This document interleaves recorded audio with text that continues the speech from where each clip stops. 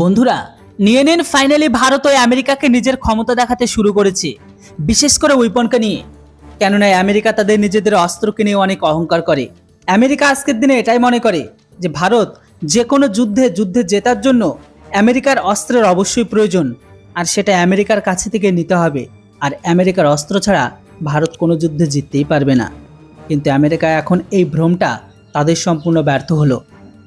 ওইরকম বললে ভুল হবে, কেননা ভারত আমেরিকার সাথে করা ডিলকে এখন বন্ধ করে দিল। ভারত আমেরিকাকে বুঝিয়ে দিল আজকের ভারত চীনের ওপর বা আমেরিকার উপর একদমই নির্ভরশীল নয়। তো চলুন অনেক বড় একটি খবর, সেটা আপনাদের বিস্তারিত জানাই। দেখুন বন্ধুরা, 2023 সালের নভেম্বর মাসে ভারত আমেরিকার সাথে এক্সক্যালিবার সেলকে নিয়ে একটি ডিল করেছিল। যদিও ওই ডিলটি শুধুমাত্র টেবিলে হয়েছিল। ওই ডিলকে নিয়ে না কোনো কাগজের ওপর হস্তাক্ষর, আর না ওই ডিলের জন্য কোনো অ্যাডভান্স পেমেন্ট দেওয়া হয়েছিল তাদেরকে। যেমনটা আজকের দিনে অ্যাডভান্স অ্যাপাচি হেলিকপ্টার কিনে করা হয়েছে তাদের সাথে। শুধুমাত্র দুই পক্ষের মাঝে সহমতি হয়েছিল যে ভারতীয় সেনাকে এক্সক্যালিবার সেল দিতে হবে আমেরিকার তরফ থেকে। আমি এখানে যে এক্সক্যালিবার সেলের কথা বলছি সেটি হচ্ছে আমেরিকার মার্ক 82 সিরিজের সেল, যেটিকে আজকের দিনে ভারতের ইনফিনিটরি রেজিমেন্ট ট্যাঙ্ক আর আর্টিলারি সেলে ব্যবহার করে।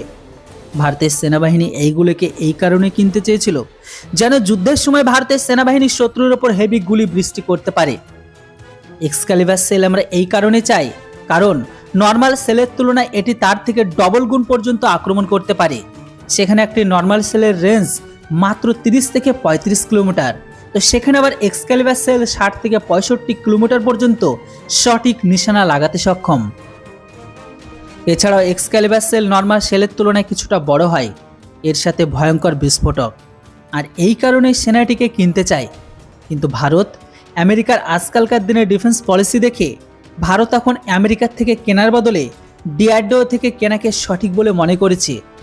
আপনাদের জানার জন্য বলে দিই যে ডিআরডিও এক্সক্যালিবার সেলকে বানিয়ে নিয়েছে, যদিও সেটা এখন আন্ডার টেস্টিংয়ে আছে। ডিআরডিওর অফিসারের কথা অনুসারে আমরা যে এক্সক্যালিবার সেলকে বানিয়েছি সেটিও কিন্তু আমেরিকার মার্ক 82 সেলের বেশি কাজ করবে। এটির রেঞ্জ 40 থেকে 50 কিলোমিটার পর্যন্ত থাকবে। এটি খুব সহজে ট্যাঙ্ক বা মিলিটারি ক্যাম্পকে ভেদ করতে সক্ষম। যদিও এখনও এর টেস্ট তো পূরণ হয়নি, তবুও এর টেস্টের শব্দ খুব তাড়াতাড়ি ফায়ারিং রেঞ্জে আপনারা শুনতে পাবেন বা দেখতে পাবেন। ভারত আমেরিকার সাথে এই ডিলকে ক্যান্সেল করার সিদ্ধান্ত এই কারণে নিয়েছে কারণ ডিআরডিওর বৈজ্ঞানিকদের বক্তব্য এটাই যে যদি আমরা আমেরিকার ধাঁচে আমরা ভারতের ভেতরে গোলাবারুদকে তৈরি করতে পারি, তাও আবার আমেরিকার থেকে অর্ধেক দামে, তাহলে আমরা দেশের পয়সা কেন বাইরে দেব? হোক না কিছুটা দেরি, কিন্তু তবুও তো আমেরিকার মতো কথা আর আমেরিকার মতো এত কিছু প্রবলেম তো আমাদের আর হবে না। যেখানে আমরা আজকের দিনে সমস্ত রকম ক্যাটাগরির মিসাইলকে তৈরি করতে পারি, তাহলে আমরা সেলকেও তৈরি করে নিতে পারবো। ভারত সরকার এই এক্সক্যালিবার টেন্ডারকে আমেরিকাকে দেওয়ার বদলে তারা যেন ভারতকে দেয়। বন্ধুরা, এখন কোথাও না কোথাও ভারত সরকার ডিআরডিওর ওপর ভরসাকে দেখে এক্সক্যালিবার অর্ডার ডিআরডিওকে দেওয়া সব থেকে বেস্ট বলে মনে করেছে। বলা হচ্ছে এমন 1,500 সেল তারা ভারত থেকে কিনতে চেয়েছিল, যেগুলো এখন ডিআরডিও সেনাকে বানিয়ে দেবে।